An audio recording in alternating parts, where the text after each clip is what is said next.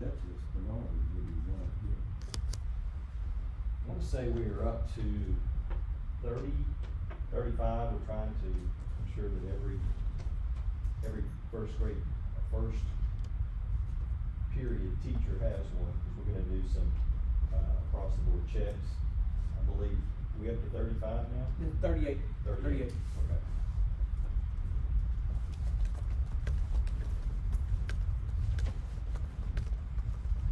Water fountain kits that we received, so was that just the kits, or was that installation? Mr. Philbrook is doing the installation, as far as I know. I know he did several of the first ones. Yes, and I think those are all of the kits. We have, I believe, 4 installed, and we're still waiting for a few more, but we ought to have enough stations, to start the year. We also have supplemental, bottled water available, should we need to distribute that on the campus. And those make them water fountains, where you can fill the bottle. The water bottle fill station, yes, sir. How are those operated? You get the push button? I think. Remote? It's an infrared style sensor, where you just put the bottle in there, when it senses it reaches the right point, they fill up. They have to hold the bottle the whole time? Yes, sir. I mean, you can kinda let it sit down, if it's a younger child, but you just hold it up there, and it fills it up.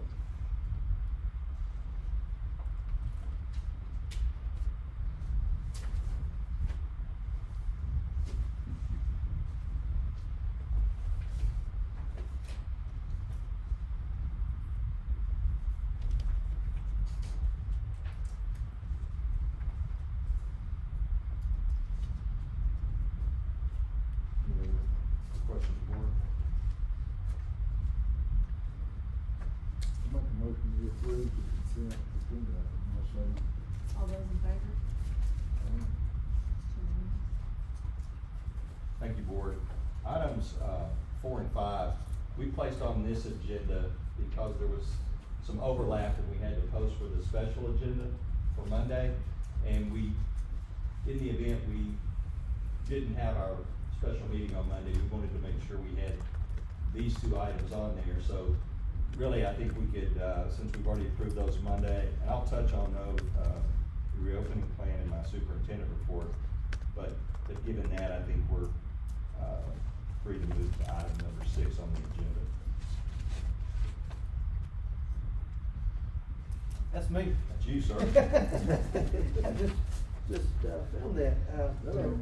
As for, my report, the enrollment, seems like if we lose a kid, we get them back. We're running somewhere right now at 340. It was it got down to like 332, and then we had some kids, move into the district.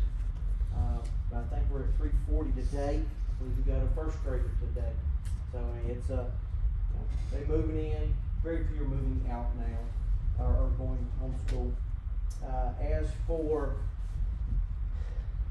I guess, the start of the year,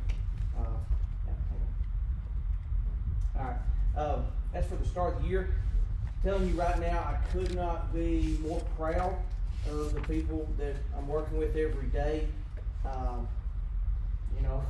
It's been a big task to get to where we're at and what we are trying to accomplish.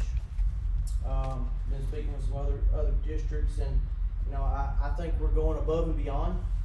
We really are, and we're not really preparing for next week.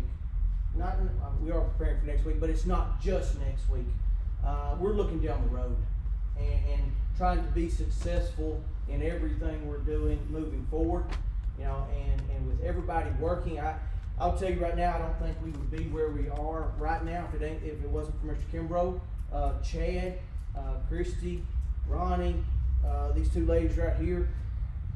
I don't know, they have done an amazing job. Mr. Kimbrough has taken this schoolology and along with Christy and made it work to where I know it's tough for our teachers getting used to it, But, you know, I walked in this morning and he's on a video, cause I'm gonna send this out to teachers, and it's a video of him that he can send out to everybody, and it is click here, do that, push here, and it walks them through how to upload a video to our deal, and how to, you know, take a PowerPoint that they've created and put it on this Schoology and our learning management system. And, you know, we know there's going to be some bumps in the road as we go along, but, you know, I talked to our students today, you know, it's not if we're gonna get it done, it's just when. We know there's gonna be things that come along. We had, I believe, 21 children up here today that are our virtual learners. Right now we have 36 kids that will actually be, they chose the route of 100% virtual. So we did a training today. We sat them down with a computer, gave them all their materials, books, their laptops. Now we didn't have the hotspots in, but we actually sat them down with an individual person and walked them through, this is how you log in. This is how you go get your assignment. This is how you submit your assignment. Their parents were also here. We worked through them, you know, with them to, you know, as they went through today. But we got 21 today, and I believe we're going to have another 15 tomorrow come in. That's just the way the schedule works, so we didn't have so many people here at one time. But, you know, it's a good feeling that, hey, the kids are, you know, we realize there's going to be some issues, but they're, you know, we're going to work through it. The kids understand we're going to work through it. Trying to make sure our teachers understand we're going to work through it. It's tough. I mean, it's, you know, when you look at an ag or even a math, the way you've always done it may not be the way you 100% do it now, but knowing that everybody's working toward a common goal, we're going to be all right. And we got some things in place that, you know, we'll address some things, but it's going to be good. Mr. Kimbrough, did you have anything you want to touch on? I think we're good. I mean, the students did really well today with their integration. I mean, you could see the students were picking it up quicker than the parents. Parents were there to watch it, but like the video he's talking about for the teachers, we made that also for the students. And so they were actually allowed to watch a step-by-step procedure. If my teacher gives me a PowerPoint, this is how I get it, this is how I change it. This is what Google Drive is, because that's new to some of our younger ones, but they did really, really well with it. So do they have that where they can refer back to it, or Yes, what I ma'am. call a cheat, okay? Yes, cheat it sheet? stays, it's a class that I've opened up and I put it in what we call, it's the sandbox. So it stays open all year long, it doesn't close. So That's good. if they need to, hey, how did I do that with a video? I mean, Coach Jesus, we were talking for remote learner PE kit. We got to looking at it, and we set it up to where they're gonna video themselves with their Chromebook that they took home, doing push-ups, doing jumping jacks, and submit it, playing a game. And so even with their PE, he can watch them and go, good job, you know, do a better push-up. Yeah, just some, and the kids loved it. Y'all have any questions for me? Yeah, talking about, you mentioned ag, if we look maybe a little early at like our CTE certifications, how this is gonna affect. Well, you talking about with the hybrid only going a certain amount of days? Right. Okay, there are a few classes, well, I say a few, your ag mechanics classes, TEA says you can't do that 100% virtual. So there has been maybe 3 kids that we've had to change their schedule. We still allow them to stay in ag, but you cannot take welding virtually. I mean, 100%. Now, those children, you know, with our hybrid model, the way that's going to actually look is, you know, so they'll get information on Schoology on Tuesday, Wednesday, and Friday, but it's going to be created as a lab. So you get the information, this is what skill we're going to go over. Well, Monday and Thursday, when you come in face to face, then you actually perform the skill. We can do the same thing with our certifications. Here's all the procedures that you're going to go through. Now, when you come in on that Monday and Thursday, Do the practical. here's the practical part of it. Anything else? So high school, 7th through 12th is Monday and Thursday instead of Tuesday and Thursday? Yes, ma'am. And that was, you know, when we changed it, it was due to, I really thought that starting on a Monday, you know, start your week out with direct instruction. You know, get the whole week planned, ready, and then you can have 2 days to do the virtual, and then you come back that day before everybody's gone. So let's start our week out face to face, and let's end our week face to face. Thank you, Mr. Yes, ma'am. Anything else? Yes, sir. I'm gonna wait till my superintendent's report before I make my comments about the level of work that folks have gone into that. So let's just move into, Mr. Huckabee's Technology Director's report, please. Just a second to save my notes on what Will said. So, thank you, board. We're really excited to get this year kicked off. I will also highlight the work that's been done by everyone on this campus to prepare. We could name every single person and say all the work they put in. It would be easy to do that, so I'm saying everyone has chipped in a really big way. And to add to Will's comments, I think we are among the best prepared in this area for what we're about to do. And I'm not saying that because I'm part of this team, I'm saying it because the work has been done on the front side. And so being proactive has really helped us. A couple of things for you. The energy report, this will close out our fiscal year 19-20. Our average expenditure on electricity and gas has been $89,390.38 over the last 4 years. Our actual expense this year, $55,070.24. Proud of that. It's something we don't even have to work at now, it just happens. At first it was work, now it just happens. So proud of that. On those two graphs, you'll notice that our lines this year dipped a lot below the previous 4 years and even lower than last year's, and then the same is true on that last graph. The other two things I want to report on are the TEA bulk order, which we highlighted for you first in the June 25th meeting. There have been a lot of moving pieces. I know I told you about that on Monday night. They've changed the goal on that. It was originally all students that it would cover for with the matching funds, and then it became only economically disadvantaged. But we still went ahead and moved forward with those plans to make sure that every student had a hotspot device, because we believe that that's really necessary. If we're going to have remote and virtual learning, we want to be prepared for the event that we have to shut down completely. And by shut down, I mean shut down our physical campus. We will continue instruction no matter what happens, and I think we're well equipped to do that, and will be more so once those hotspots are officially in the students' hands. Again, we're expecting 2 to 3 weeks, subject to change based on what TEA tells us.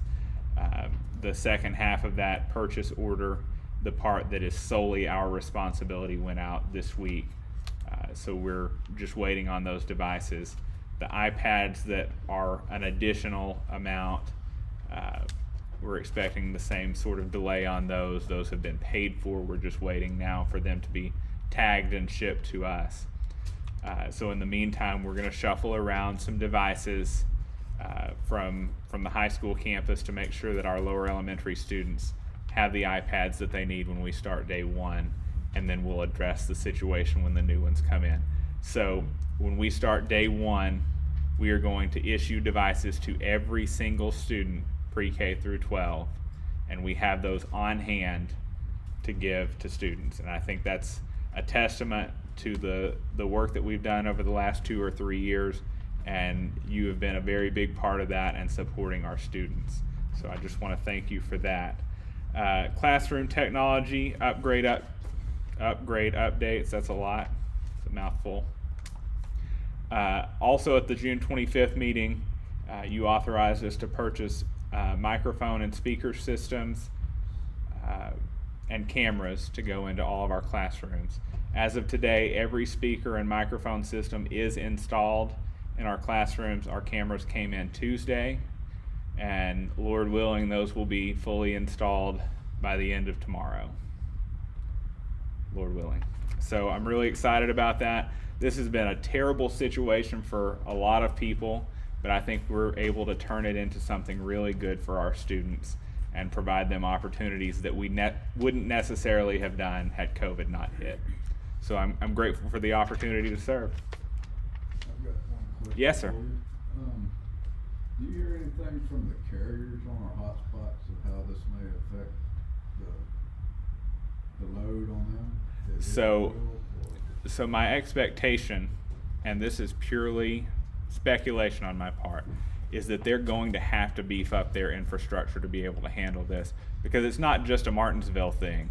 They had 1 million hotspots ordered statewide. So I'm expecting that with the rolling out, the major carriers are rolling out 5G now. And I'm pretty sure that both of our carriers are rolling out 5G in this entire area. So where you might not have signal here on your 4G LTE network, a 5G device is going to have signal. So my hope is that as people get new phones and transition to the 5G network, it'll take the load off the 4G LTE. And really AT&T is pushing that for people to buy new phones like they always do. And my hope eventually is that we can find some pathway to get a tower in the district for both of those carriers. So and that might be something that helps us to have a partnership with those carriers down the line, where we continue to do a hotspot system. Because if they don't work well, why would we continue to do it? But if we are able to get them to beef up their infrastructure, it could help us a lot. Just for clarification, I think I missed it, on the devices, so what will each student receive? So each student will receive either a laptop, a Chromebook, or an iPad. And so for pre-K through first grade, they will all get iPads. And the rationale for that is that the traditional keyboard, trackpad, and mouse and keyboard setup in a laptop is not as user-friendly for a younger student. And they've had tablets and iPads in their hands as long as they've been able to interact with a device. So we feel that that would be better for those students. And then from 2nd grade to 12th grade, we'll have Chromebooks. And we are ready to be one-to-one fully. Our plan was to check out devices this year anyway, but now we have to do it. And we're capable because we have all the devices. And Will just went and got an iPad, so that's what those look like. Other night I said, I told y'all they had a pretty durable case. I mean, it looks like a Chromebook or a computer, but it's actually their little iPad on the inside, and it's got, Keypad. yeah. So hopefully it will. And Board, I'd just like to add that,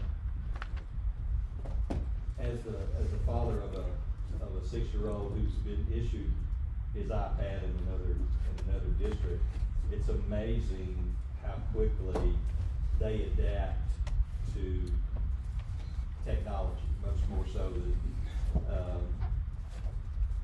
older generations, if you will. So, Chad, one thing I'd like for you to do for the board and for people that may be listening in, talk about the process that we went through in order to determine what hotspot was best situated. Because we mentioned we went with AT&T and T-Mobile. Give us a brief overview of that process so people will understand how we arrived at that decision. For sure. The first step was kind of a lay attempt to gather data. I took a T-Mobile hotspot and my AT&T phone, and I drove around the district and did speed tests.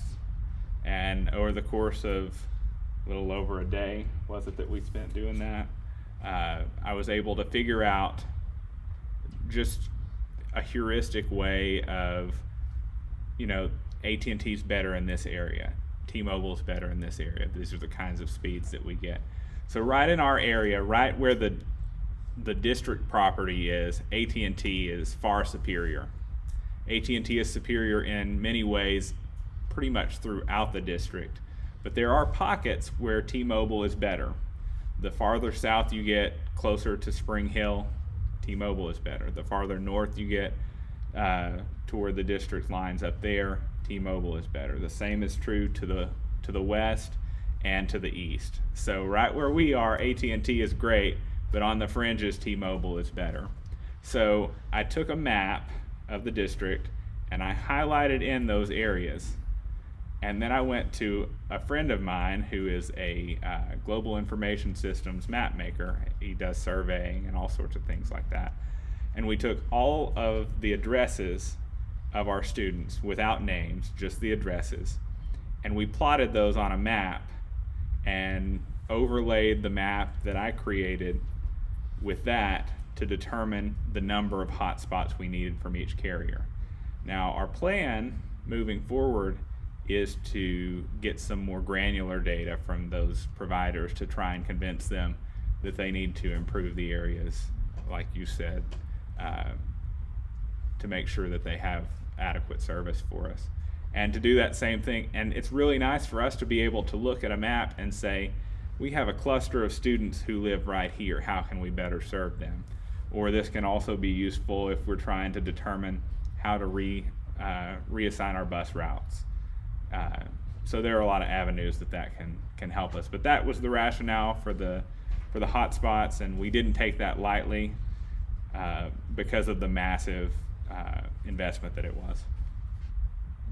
Do you have to have one bar for them to work?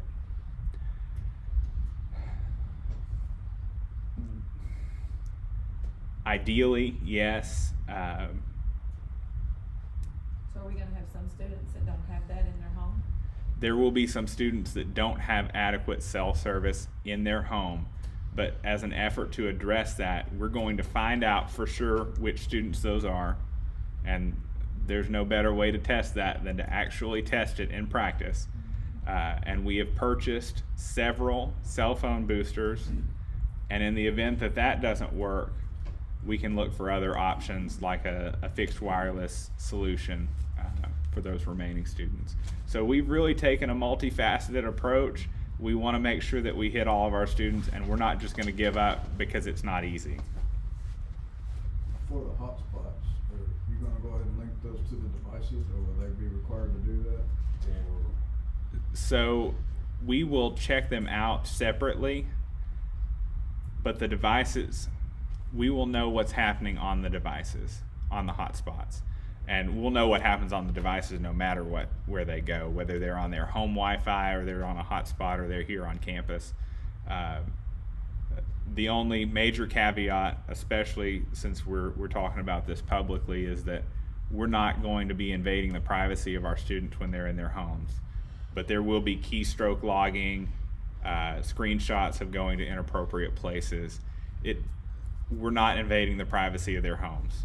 And I know that would be a big deal for me if I was bringing those things in, and we take that very seriously. that's through the hotspot though, so Well, yeah, that's to monitor that. to monitor the use, and there will be content filtering, so they won't be able to access the things they're not supposed to in the ideal sense, and we can strengthen that content filtering as we see that there are problems. But also a big part of this is going to be parental support and supervision as well. It's really a team thing, and we're gonna do our best certainly to create those filters and those screenings. But we certainly need our parents to supervise their children when they're online. I think that's just a good practice pre-COVID, during COVID, and after COVID. So it's definitely gonna be a collective joint effort between staff and students and parents. One of the things that I want to emphasize too is that we're committed to working through any connectivity challenges that we have, and we're certainly going to allow students to come onto campus until those connectivity issues have been addressed, because we want to make sure that whether they're here for in-face instruction or whether they're here for remote instruction until we can get the connectivity worked out, we want to make sure we start serving kids effectively, as effectively as we can starting Monday. That's good. Just to clarify, I thought I heard Chad say something about I'm not sure where exactly we were at, but on the, I think you made reference to the reimbursement by the state for setting a lot of this up. Like I talked to you today. First they said 100%, then they come back and changed it to only economically disadvantaged. Yes, sir. That's correct. And then you guys, seem like, I'm just roughly remembering, it seemed like we have roughly a $250,000 expense to move forward with all this. Where does that line draw in our economical disadvantage reimbursement? We are, I believe at this particular moment, 52%, I believe, economically disadvantaged. Does that sound accurate? So about a little more than half of that. And But we're also anticipating, you know, a lot of this is speculative, frankly. We are expecting reimbursement from various, state and federal grants. The CARES Act will assist with reimbursement. But it is going to take several months for us to flesh that out and for all of and to the. see exactly where. Right, right. But as it stands, we could be liable for $125,000. I would think that that's, hopefully on the high end. Mhm. And then maybe my last question is, we're good in budget to absorb that? Fortunately, we are, and I think that's, you know, you try to budget appropriately, you try to monitor spending on an annual basis. For the last 4 or 5 years, we've been able to put significant funds back into our fund balance on an annual basis. And I think one of the reasons you do that, you try to expend funds. You know, you never know when you're gonna have a rainy day, or need for your rainy day fund, if you will. And so we're certainly gonna use some of that, cushion, if you will, but we're gonna be fine. We're gonna talk about budget here in a little bit. We are fortunate to be in the situation we're at. However, I will tell you, I do think our approach was aggressive, and I think the stakes were too high for us not to be aggressive. And I will tell you that most every expenditure that we've made, we think is gonna be beneficial to student learning in this district regardless of COVID. When you look at the use of technology in the classroom moving forward, I think, in the work that we did along the way, quite frankly, other school districts weren't in a position to make those types of expenditures because they haven't been purchasing and building their inventory strategically for the last several years. And I'm not here to criticize any other district because every district is unique. But I can say for Martinsville, this very unfortunate challenge, based upon the work that we've done previously in our planning process, I think has better equipped us to deal with it, quite frankly, than any district in our area. And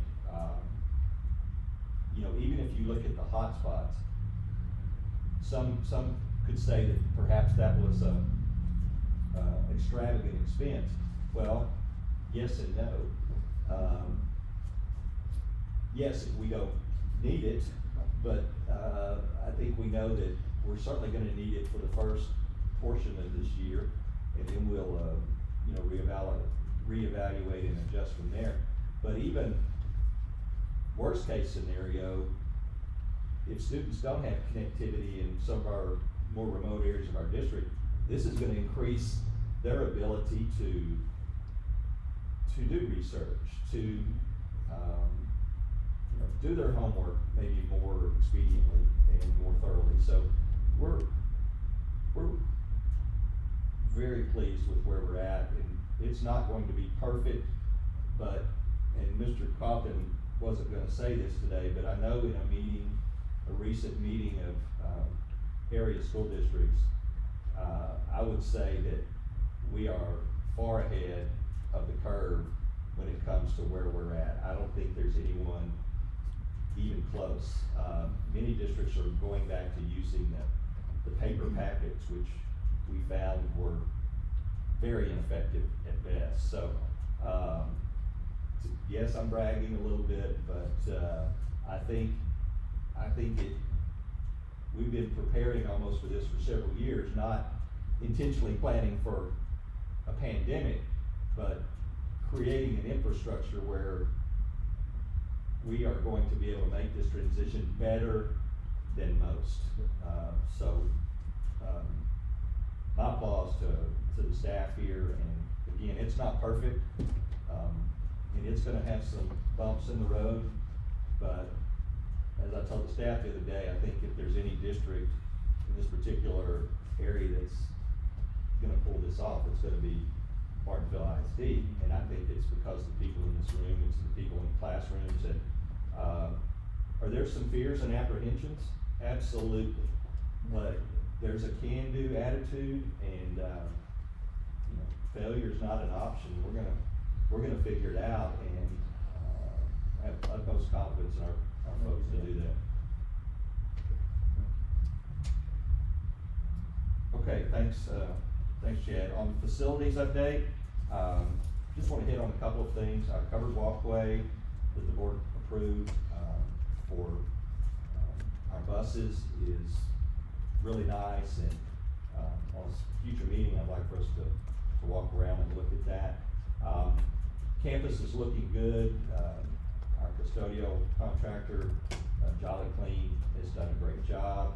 Our teachers have really jumped in there and decluttered their classrooms to a certain extent, because a decluttered classroom is easier to clean than a cluttered classroom. And so we have removed, this was pretty painful for some of our teachers, we've removed their carpets, we've replaced them with cushions, vinyl cushions, when they wanna do learning on the floors with the younger children. We've removed furniture, anything that could be difficult to sanitize. We've done that. I met with Mr. Jolly, our custodial contractor, yesterday. We've been talking throughout this, and we are going to continue to wipe down surfaces that are high traffic surfaces, desktops, tabletops, doorknobs, armchairs, all of the surfaces that are prone to be touched more than others. We're gonna be doing that daily throughout the day. Teachers are gonna be involved in that. They're gonna get their students involved in sanitizing their workstations throughout the day. We are going to have hand sanitizers available. We have walk-up, no-touch dispensers that are gonna be positioned throughout the campus. We just got those in and painted, working on positioning those this weekend. Our teachers have all been given their own supply of wipes and hand sanitizers, and we're going to use those as much as possible. We're also going to greatly encourage hand washing throughout the day as we can. I was visiting with Mr. Jolly, and on Friday afternoons and over the weekend, we are going to do deep cleaning with a professional grade misting antiseptic system. We're also going to utilize that technology in the form of a handheld device on our buses each day. So we're going to go to every reasonable measure that we can to keep our campus as sanitary as possible. Of course, we are having all employees and students wear face coverings. We're going to try to be as flexible on that as we can in terms of providing the net gaiters that you see at your tables tonight. We'll also have traditional disposable masks. We'll have some face shields available. We're going to try to be as flexible as we can on that, but we are going to locally require, as I've shared with you previously, that we all wear masks. We also realize that everybody needs a break from a mask at some point during the day, and so we're gonna try to use common sense there, and when, particularly when children are outside and they're spaced appropriately, and they're supervised, you know, we're gonna let them take them off and rub their face, catch the breath, and move on. It's best practice, it really is. I know folks have different views on it, but when you look at areas and states and countries that have most effectively managed the spread, there's one thing in common, and that's a higher percentage of face masks. We're also going to utilize social distancing when we can. We're gonna spread out in the cafeteria. We're gonna spread out the best we can in classrooms. We're working on seating arrangements to ensure that, to the extent possible, we have 6 feet space between all of the recommendations we're trying to follow. We're not going to be using the traditional water fountains. We talked about that a little bit earlier. We're gonna have water fill stations. We are gonna ask everybody to bring their own personal water bottle and utilize that. If they don't have it or they forget it, we're working on having disposable cups that people can use and dispose of those. We also have a supply of bottled water available for parts of the campus or classrooms that may be the longest distance from a fill station. So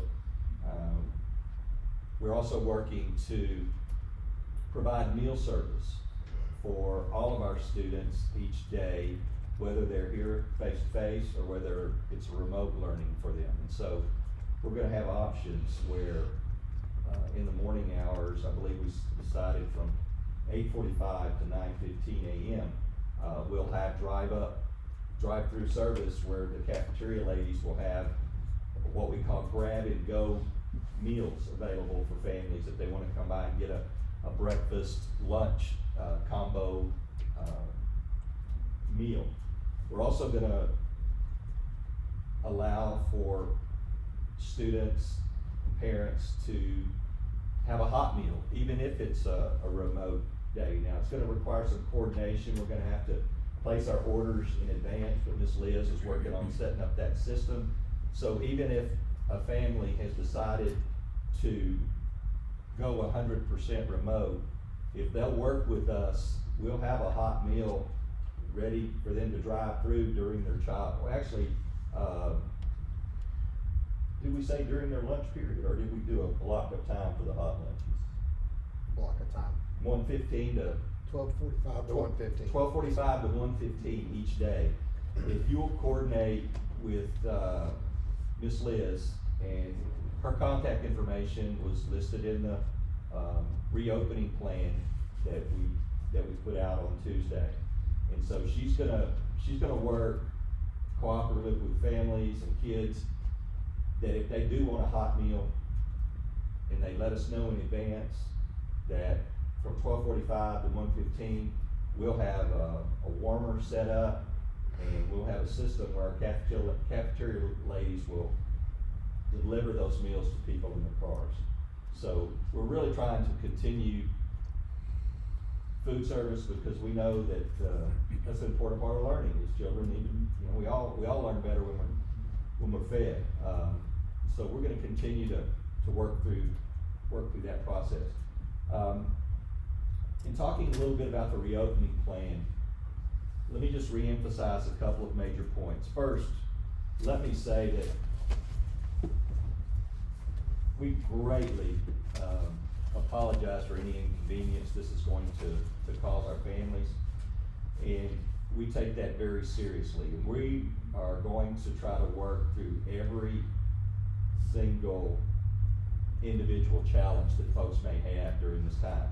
But I want everybody to keep in mind that we're really talking about the first 4 weeks of school right now. Phase 1 starts August 24th and it ends on September 18th.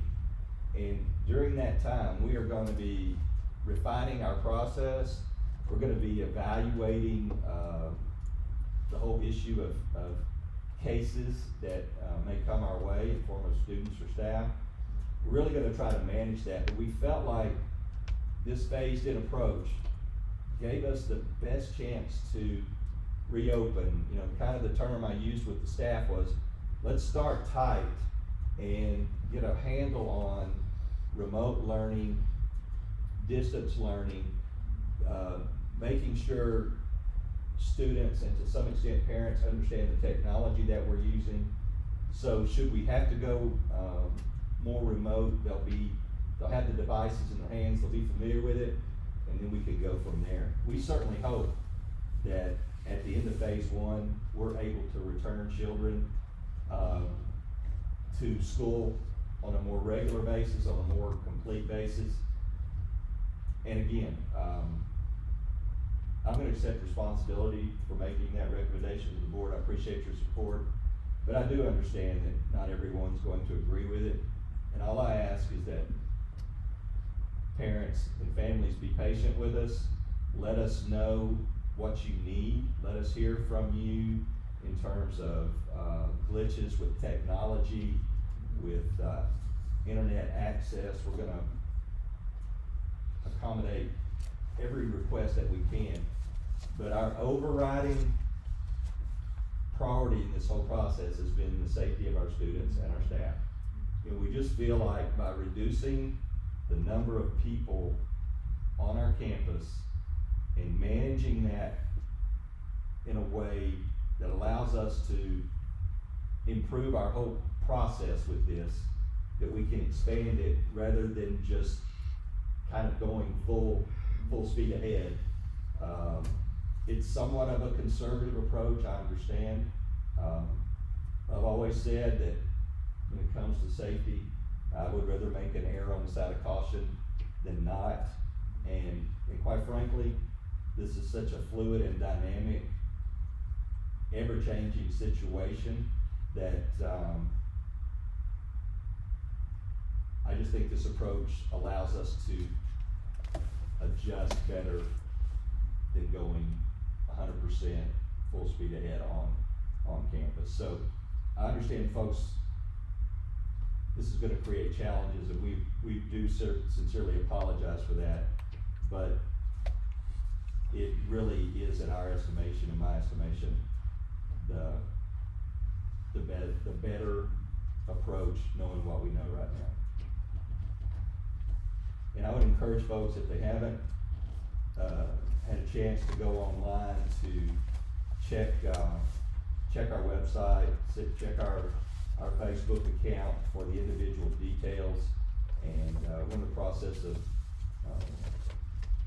putting information up on our website to provide tips, as Mr. Kimbrough said, learning tips, strategies on how to utilize the technology, how to use the learning management system, and we're gonna make it work, and we just ask for people's continued patience and support as we navigate this time. That's all I have tonight, board.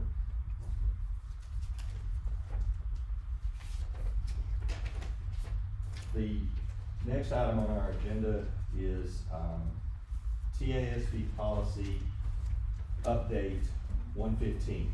I'm not sure if you got the entire contents of the agenda that Chad sent out last night, but it was an all-time record. 60 pages? No, this one, the first version, did it actually get to them? I don't think we sent it to him because it was so big. It got to me and I said, this can't be right. It was 777 pages. And a lot of that was the voluminous legal and local policy information that went into this update.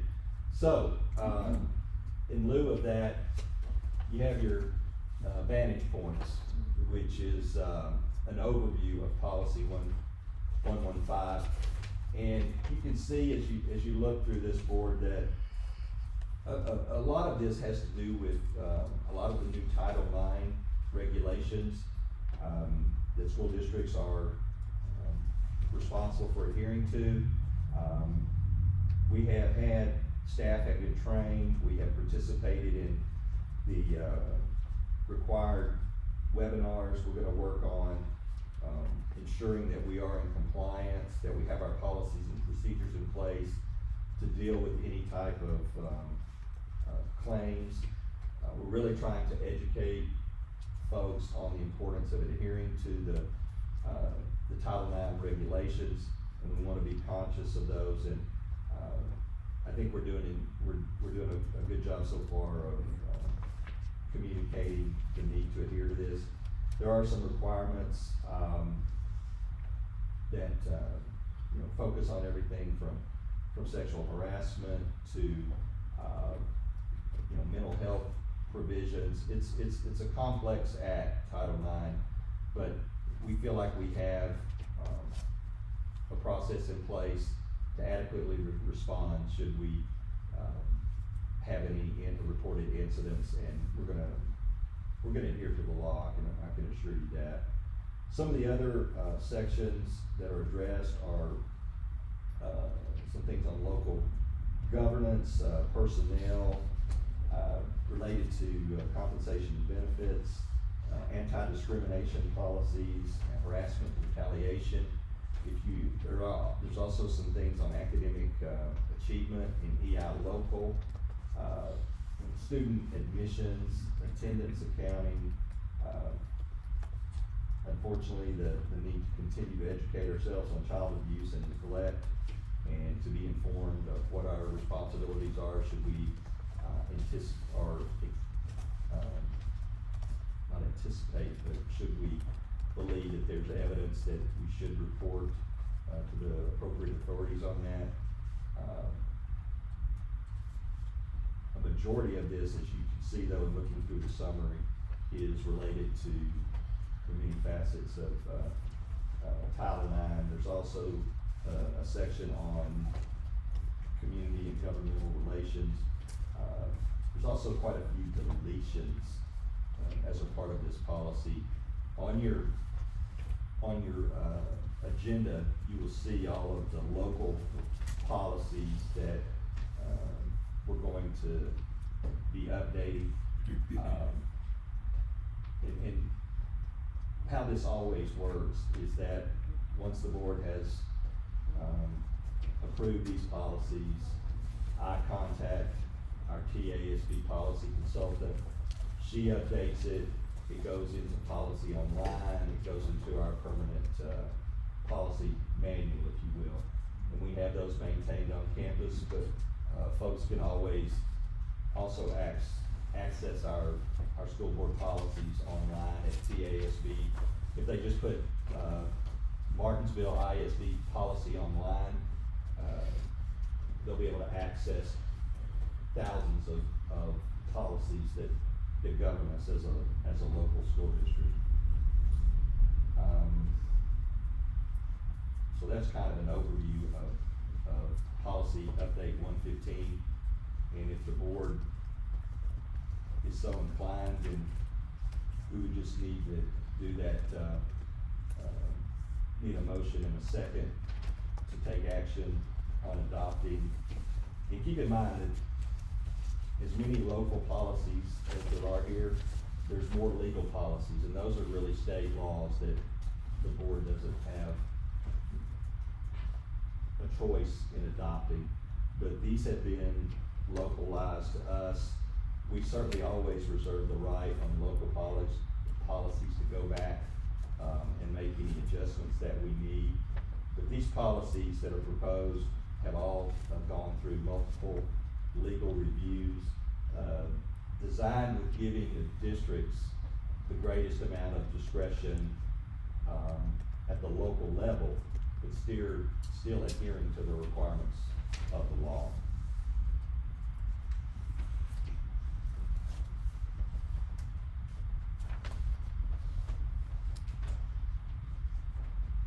Does anyone have any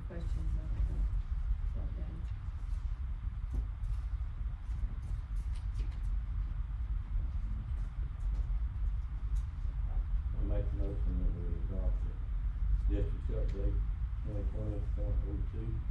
No, sir. All those in favor? Two no. Thank you, board. BJ votes yes. Thank you, sir. Item number 10.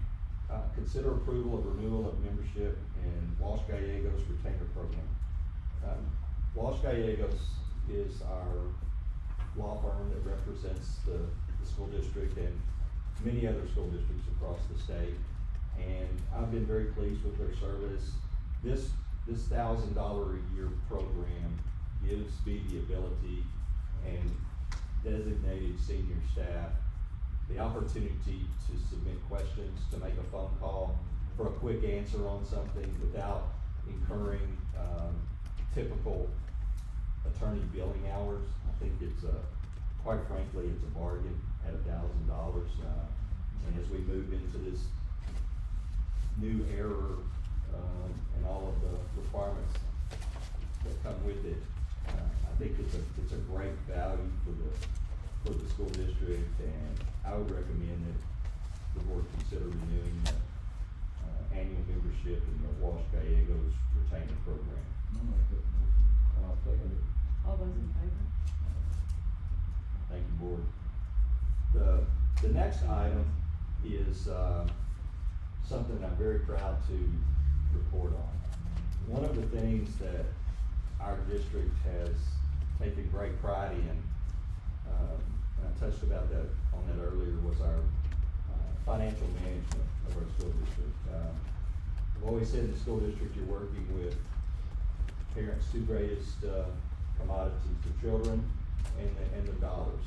And I think our district has done an admirable job in that way. We continue to try to get better.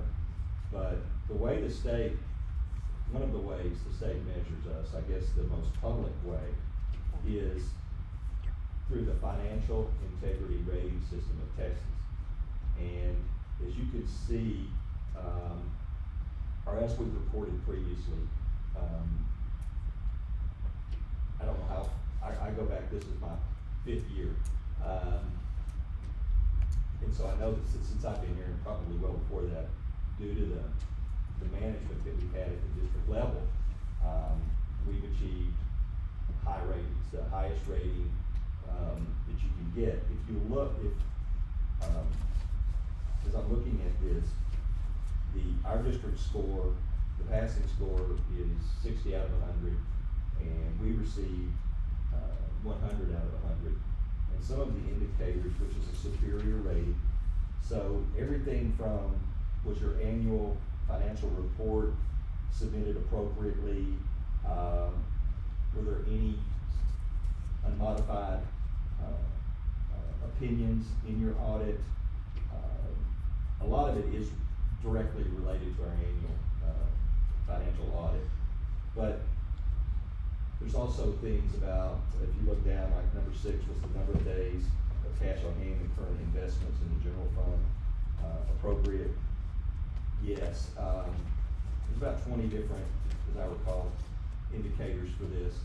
And now keep in mind, this goes back based on the 18-19 school year, so there's a lag, but it is the most current rating that we received for 19-20, and it's a superior rating, and it's certainly something that we're going to continue to pursue each and every year. So I just wanted to highlight that and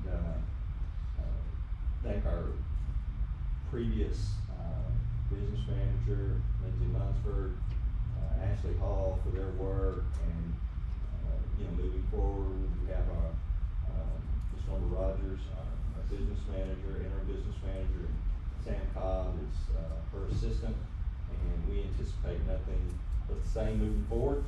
And so I would just respectfully request that the board accept the financial integrity rating system report for the 19-20 school year as presented. I'll make that motion. Okay. All those in favor? Yes. Unanimous. Thank you, BJ.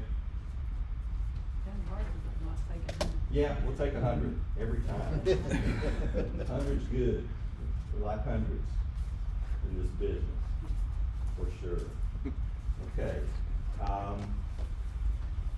It's that time of year where we start looking at our budget and tax rate for the upcoming year. Just FYI, we have fulfilled the requirements by law of posting our proposed budget and tax rate in the local newspaper as required. I believe that we submitted last week, and I don't know if that came out yesterday.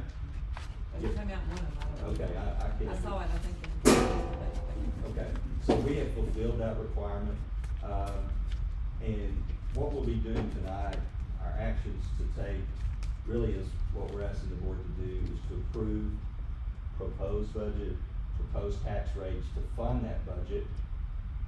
And, then on August the 31st, we'll have an annual, public hearing. We'll do that at 6 o'clock over in the cafeteria. And we're gonna do it over there in case we do have folks that wanna come and, present any information to the board or ask questions of us. We'll be able to spread out and have appropriate distancing over there. We would ask, folks to wear their face masks, into the facility. And then at 6:30, we'll, have our meeting to, adopt the budget and the tax rates. So, in looking at our budget for next year, just the bottom line for you guys is that last year, our total 19 and 20 budget was $4,842,751. Our proposed budget for this coming school year is $5,164,900, which is a modest increase, but keep in mind that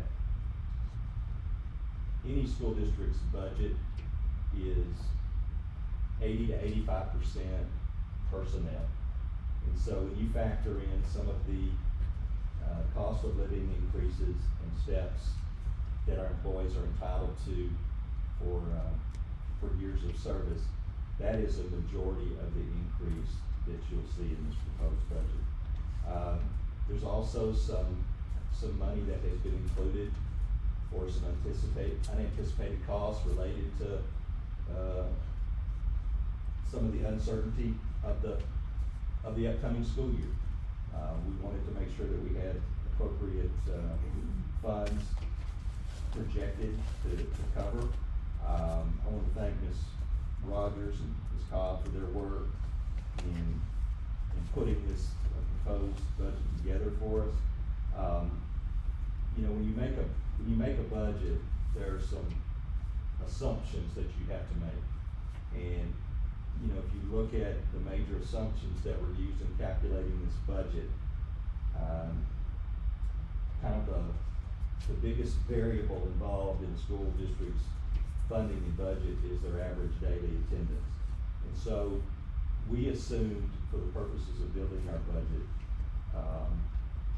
average daily attendance, 344.233. That's just calculated based upon where we ended school, where we're at now, and projecting ahead for growth for this coming school year. Another major, and that could be 340, that could be 360. You know, we budgeted, I wouldn't say over conservatively, but more conservatively than aggressively on this, because again, there's some unknowns coming into this school year. Another major assumption that you have to take into consideration when you build your budget is your property values. Of course, what value are you applying your rate to get your revenue? And our property values certified recently, is that July, when we got the certified values?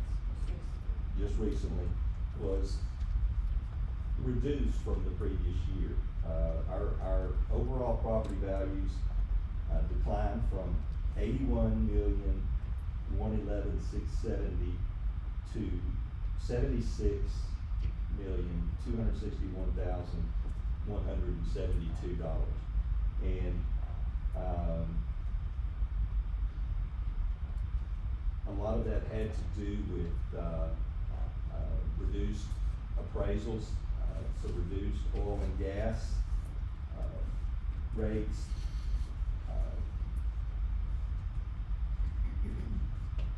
Ms. Roberts, do you have anything maybe to elaborate on that from Mr. Wood? Yes, I think, the best we can tell, I think a lot of it is gonna be oil and gas. And then, of course, you have homestead exemptions and you have freezes, so all of that is involved in this. You know, there's always hope that this year's oil and gas will go back up and we will collect more than we are projecting.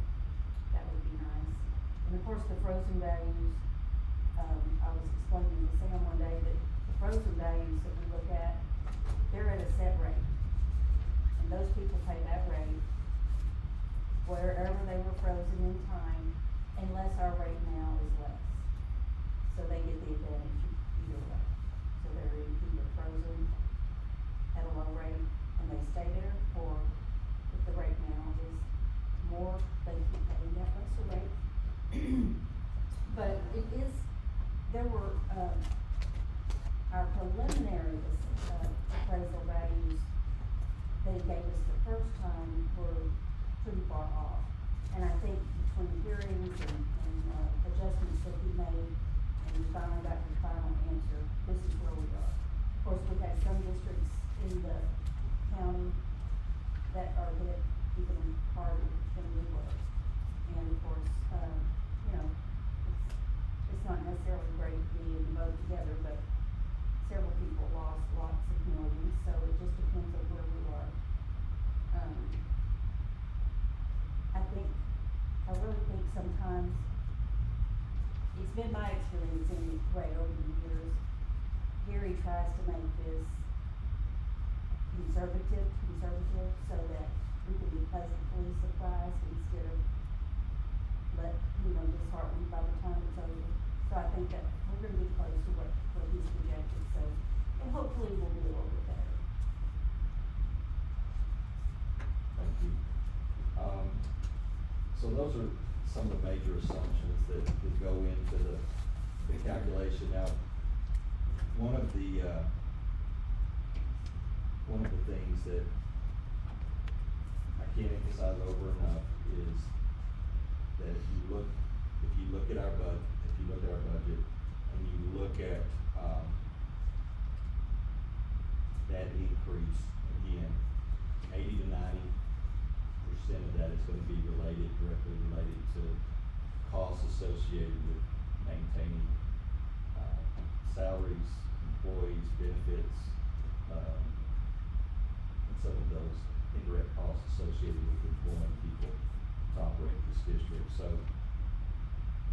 I wanna thank the board for the support on the continuing to look at modest yet, I think, cost of living adjustments that you guys have seen. And, I think our employees really appreciate it. We're certainly not at the top of the pay scale, but we're not at the bottom. And I think, this budget helps us stay competitive, and it shows our employees that, the board does value them. One of the things that also this budget includes is that, several years ago, our budget, our teacher salary schedule was topped out at step 20. And so for the last couple of years, we've added step 21 and step 22 this year. And so that's not a big chunk of the budget, but it's still, it rolls into the overall, totals associated with it. So all that to say, what we will be proposing to fund our operation, next year is, a proposed budget of $5.164900, and if that is, will of the board, that's what we'll carry forward to the public hearing, and then after we address this, we'll get Ms. Norma to give us a summary of the tax rates that it will take to fund this budget. Happy to answer any questions you may have about it as well.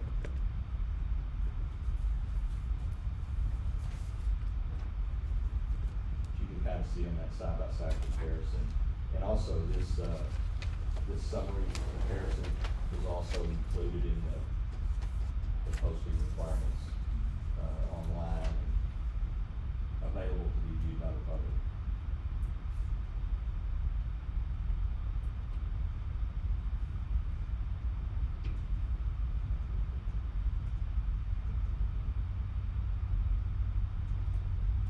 Anyone have any questions? Would need a motion to consider approval of the proposed budget, just a procedural thing in this process.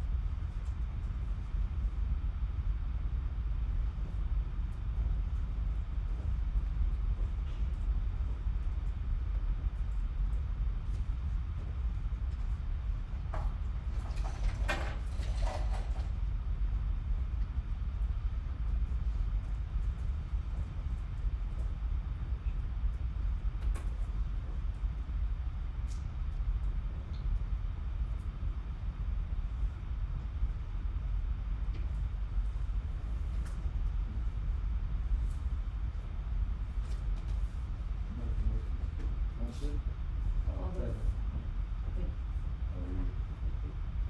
all those in favor?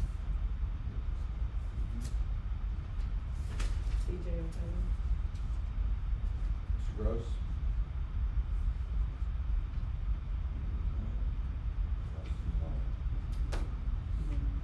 I'm still here, yes, I said yes. Okay, thank you, sir. We gotta do this. Thank you, Mr. Lee, you got you there, thank you. Okay, so in order to fund this proposed budget, of course, we have our maintenance and operation tax rate combined with our INS or interest and sinking tax rate. And based upon some of the fluctuations in our values and the way that the law requires us to advertise and calculate our tax rates, if I could direct you to this notice, again, this is what was in the paper. You guys have that in your packet? It doesn't look exactly like that. Doesn't look exactly like it, okay. It should be towards the. Page 52. Page what? 52. Page 52 in your packet. And I've asked, Ms. Rogers to provide an overview of last year's tax rate, versus the proposed tax rate, and, how we came to these calculations that are being proposed tonight. Our M&O tax, because of the compression that was voted on by the legislature, their plan was for us to go down in our M&O rate by design. And so basically, our M&O rate is a penny less than it was last year. And that is the maximum we can do under our circumstance. Y'all already guaranteed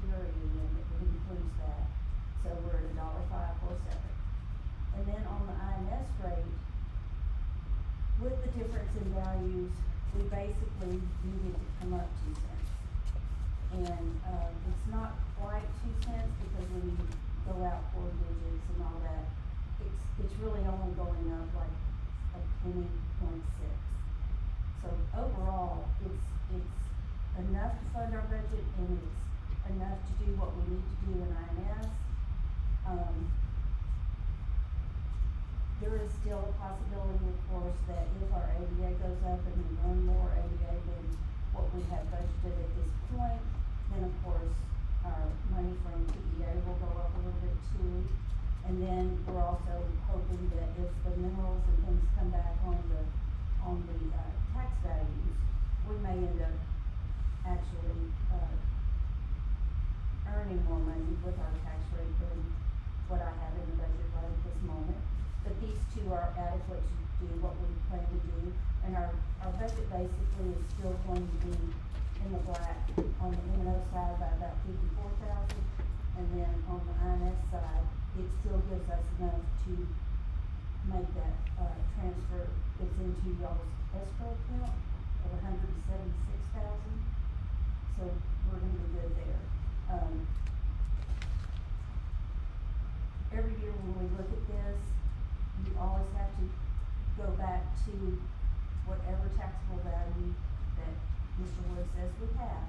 And of course, we don't, even that 76 million, which is the certified value, is not what we collect on, because homestead exemptions have to come out of that, and then it goes down by whatever, amount that is. So what we're actually gonna collect on is around 69 million.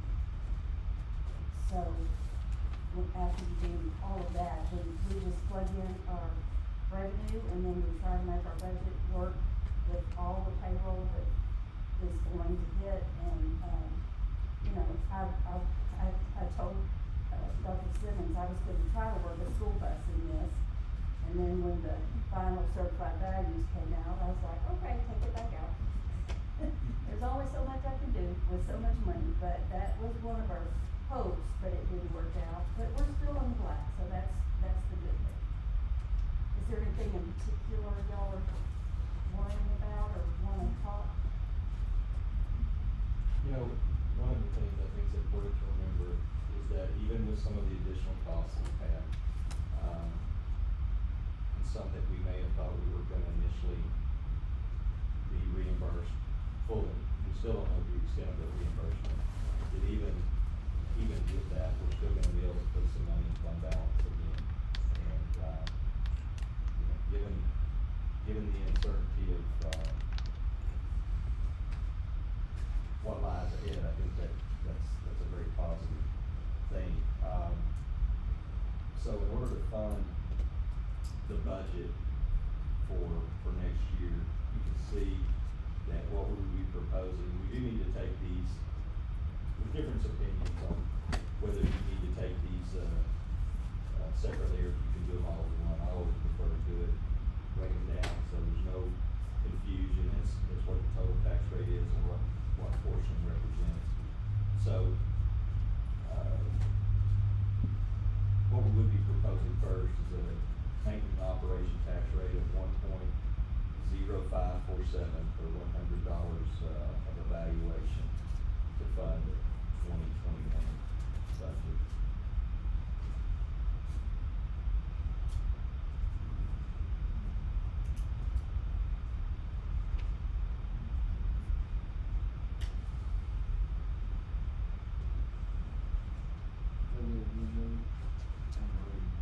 Yes, sir. So, proposed for next year, what we're proposing is a maintenance and operation tax rate of 1.0547 for $100 evaluation for maintenance and operation division.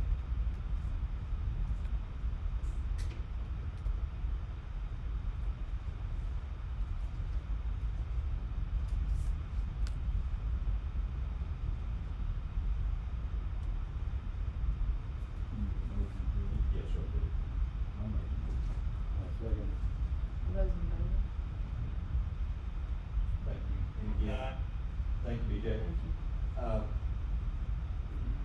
service side, on the INS side, the debt service side, in order to fulfill our obligations, to fund, pre-existing bonds and such, what we're looking at is proposing 0.09646 per $100 valuation to fund the bonded indebtedness portion of our budget.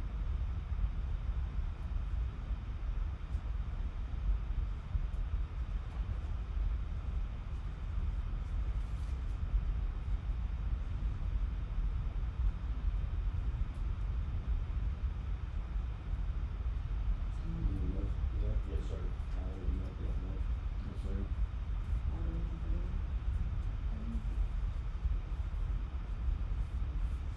Mr. Gross? Yes. Thank you. Ms. Rogers, how much longer do we have on, the bond for this building? You have two bonds, and I am vaguely familiar. Let's see, it looks like the Q steps go through 2027. And I think this, Series 2006 bond goes through 2025. Thank you, ma'am.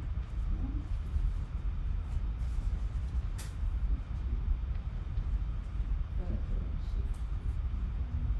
is this one? 2006. You know which is which?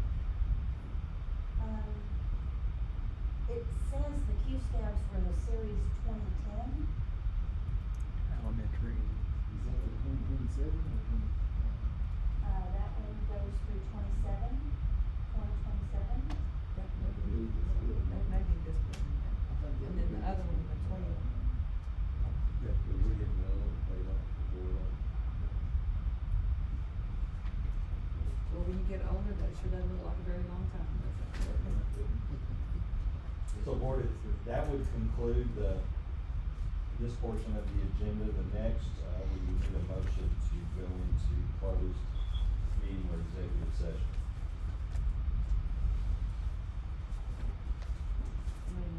I'll make a motion. Paul, second, All right. and the time is? 7:57, and, we will return to open session following the executive session to take action on, item number 16. No, thank you. Ms. Rogers? Yes. If you and Ms. Sam are going home, we appreciate y'all coming. Oh, thank you. Yeah. Thank You're you. You welcome. have a safe trip. Thank y'all so much. You remember Thank you, putting my ladies. tile in back in 2004?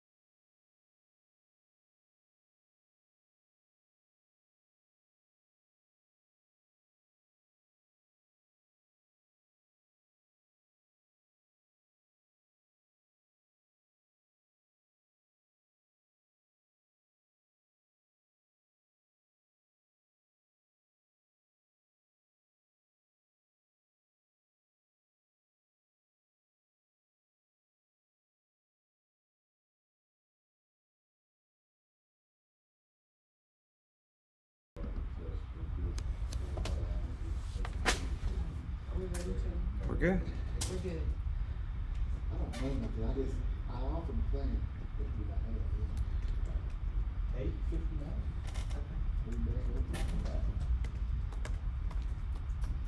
Okay, we're back in open session. It's 8:59 PM. And we have one, action item that was as a result of what was discussed in, closed session. I do have a recommendation I'd like to make to the board that, recommend that we authorize the superintendent to implement the FFCRA with no supplementation with an employee's accrued state and local leave and no intermittent leave. I will make that motion. No second. All those in favor?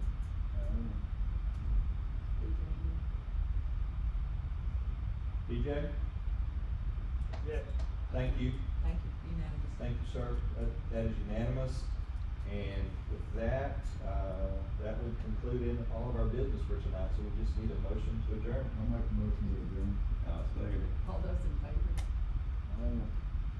BJ missed out on that one tonight, it's unanimous.